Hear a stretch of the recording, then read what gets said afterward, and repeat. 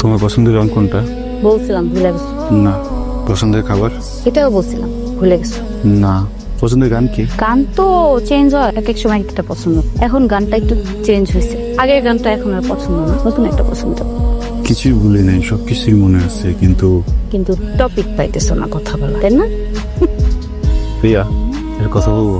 অনুমতি লাগবে না, এমনি বলো। আচ্ছা এসে বলি। কি করতেছো? Sorry sorry sorry. কি সিনেমার ভিতর দেখছি না আপনাকে পা ধরে এরকম টান দেয়, সুন্দর পাটা উঠে আস, তোমার বড় টান দিচ্ছি, তুমি তো পড়ে গেলা। পা ধরে টানাটানি করতেছিল কেন? আমার তো ছোটবেলা থেকে হুন্ডা অনেক পছন্দ, তো আমি টিফিনের টাকা জমাইতেছিলাম একটা হুন্ডা কিনবো। হঠাৎ করে যে তোমার সাথে দেখা হবে, প্রথমবার দেখা, পরে মনে হলো যে হুন্ডা তো কেনাই যাবে, সমস্যা নেই। প্রথম দেখা তো আর বারবার হবে না, দিয়া পরে যে একটা পায়েল বানিয়ে নিয়ে আসছি, আসলে একটা সিনেমা বলছি না।